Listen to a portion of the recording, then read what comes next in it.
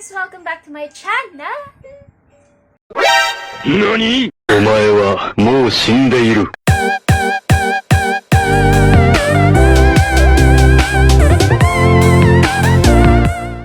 Ayan siya! Tingnan nyo kung gaano kaganda ang paa niya. So, may isa doon na busy-busy sa kakamoba. Sa video natin ngayon, isi-share namin kung paano or isi-share namin yung behind the scene ng aming magandang DIY giveaways para sa aming minamahal na ninong at ninang ng aming baby boy nung binyag niya. So, kung kayo nagpaplanong magpabinyag after ng community or enhanced community quarantine, well, bibigyan namin kayo ng idea and also step-by-step process, step-by-step guide kung paano nyo ma-achieve yung ganyan kagandang giveaways. At unique. Unique yan kasi iilan lang, or hindi ko alam kung may mga gumawa na yan, pero naisip ko kasi parang maganda yung ganyang, yung ganyang konteksto. Ano ba yun? Basta, so, madali lang yung process. Ito na. Enjoy and stay safe, everyone! So, ito yung mga gagamitin natin. Plaster of Paris, Alginate impression material, and used toothbrush. Ayan. Ayan yung ratio niya. 20 grams is equivalent to 32 ml. So, hindi ako manghuhula. Kaya, meron ako nito. Sukatan ko.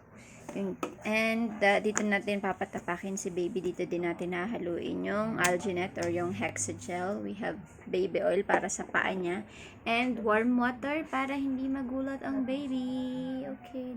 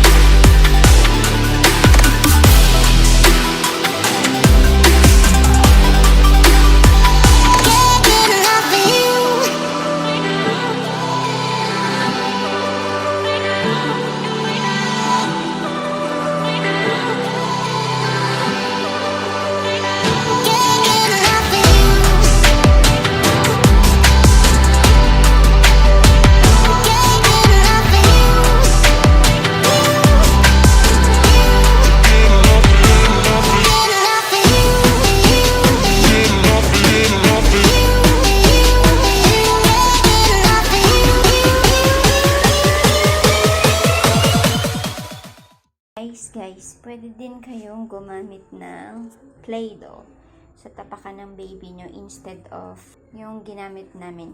So, ito yung ginamit namin sa last kasi napagod na ako magtapal-tapal doon eh. Ayan, Play-Doh. Mura lang to. Parang ano lang to, 39 pesos. Gagawin nyo lang, ilalagay nyo sa isang ganito. Sa isang pwede nyong i-flat. Yan. Tapos dito nyo sila papatapakin. Dito nyo papatapakin yung baby nyo. Yan. Tama, pag ginanon mo yan, babakat yung kamay ko. Yan o. Yung mga guhit. Makikita nyo. Okay, option lang yan. Mura to. Tapos magagamit nyo siya for ilang times. Mga naka 14 pa ako ni baby using this. Ayan na, natapos na. Napanood nyo na ang step-by-step process. So, it's up to you kung gusto nyong gumawa, mahirapan, magpakapagod. Pero, promise, ang sarap makita ng maraming paa ng baby nyo. Tapos, ibibigay nyo siya isa-isa sa mga treasured friends nyo na magiging ninong at ninang ng inyong baby boy or baby girl. Yung partner ko yung nakaisip niya eh. Para daw yung paa niya nakatapak sa grass, which is yung green na ginawa, na flat lang. Tapos, yung picture niya, naglalaro daw siya sa grass. Tapos, may flag, which is doon nakalagay yung pangalan ng ninong at ninang. And yung paa niya. And brown yung ilalim. Lupa, grass, tapos naglalaro siya. Ayan. Thank you so much for watching and I hope you enjoyed the video. If you like it, give it a thumbs up. Subscribe and share it to your other friends kung gusto nyo lang naman. Thank you. Have a great day. Stay safe. Stay home. God bless. Pray. Bye!